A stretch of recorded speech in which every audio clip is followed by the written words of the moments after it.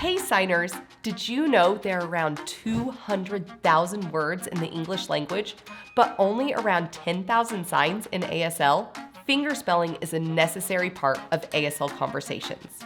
Lucky for you, we have dropped a new course all about fingerspelling, and this video is going to give you a sneak peek of one of those lessons. In our course, I guide you from start to finish. Your first lessons are all about the alphabet and do's and don'ts. I break down tips and tricks, and even the common categories that are fingerspelled. We also have tons of quizzes and exercises to practice what you just learned. This is all offered on Skillshare, the sponsor of today's video. The first 1,000 people to use the link or my code will get a 1-month free trial of Skillshare. Skillshare also offers thousands of inspiring classes for creative and curious people on various topics, including fine arts, design, photography, crafts, and of course, sign language. Now, let's learn all about fingerspelling with some essential rules, tips, and tricks. In this section, I'm gonna give you tons of tips and tricks. So, are you ready? First, we are going to be watching fingerspelling on the hand, where I'm going to take the letter and I'm going to fingerspell out words. But whenever you're watching that, you don't need to look at letter by letter.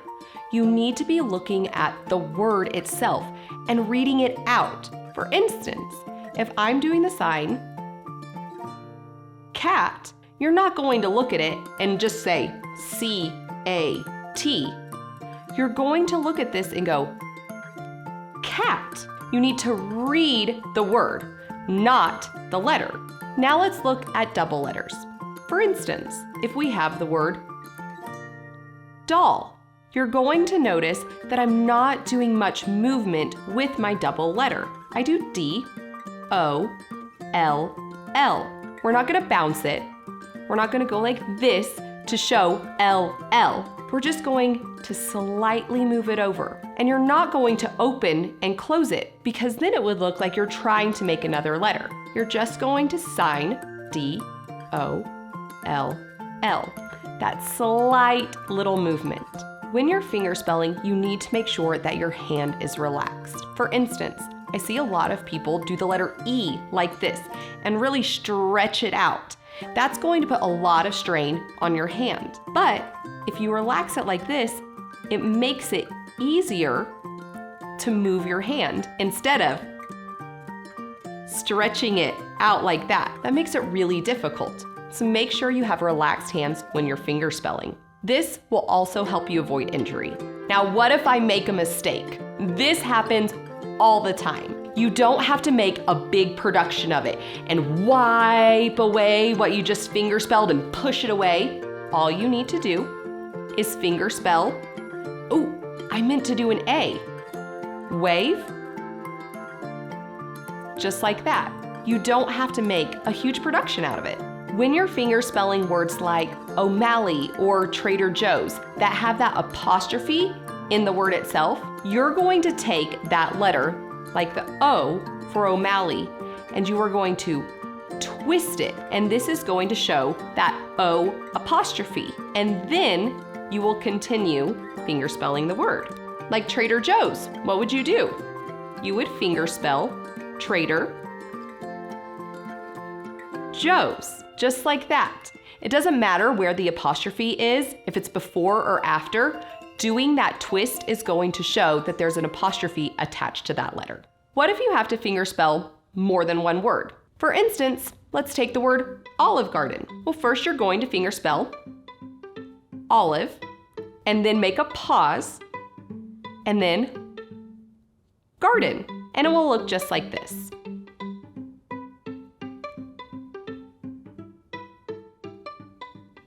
Sometimes you have words that are hyphenated, and you're going to show that in the word itself. So how you do this is you're going to pull your index finger down and your thumb touching to that index finger, just like this. So, for example, we have the word Smith hyphen Brown, and it will look just like this.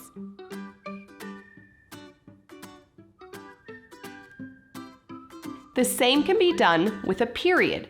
You're just going to use that same hand shape and put a dot just like this for your period.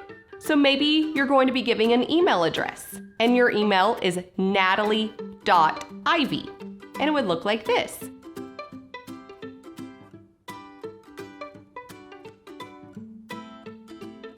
What does it look like to fingerspell surnames?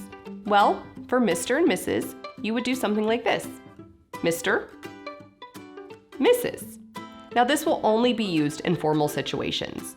In day-to-day deaf culture, deaf people don't really use surnames at all. They go by a first name basis. Here's another tip. Don't make up signs. Fingerspell. A lot of people think when they're starting to learn ASL that they're going to learn a sign for every single word in English, but that simply isn't true. There is fingerspelling in ASL, and sometimes it's words that you think would have a sign, but don't. So that's why it's so incredibly important to learn how to fingerspell clearly and understand it. For instance, when you're just beginning to learn sign language, you might ask, what is the sign for ice? That way, the person can sign back to you. Oh, it's ice. Learning fingerspelling from the very beginning is going to help you get to conversational sign language that much faster. If someone is fingerspelling a word that you don't understand, then ask them to fingerspell again. When they do this, you can copy sign it back, which means if they're signing cat like this, you watch them and sign it back at the same time. Or when they're finished fingerspelling it, you watch it and then fingerspell it back to them. This way, they can see if you're getting it and help you out. My biggest tip is to get out there and sign with others. This is the best way to improve your skills. Continue to practice fingerspelling often. This way, you'll keep up your skills for whenever you need them. In this next lesson, I'm going to teach you when to use fingerspelling. If you found this video helpful, be sure to like this video and subscribe to our channel so you don't miss out on future videos like this one. Also, thanks to Skillshare for sponsoring this video. If you want the free trial and want to check out our course on Skillshare, click the link in the description. And until next time, keep learning how to sign.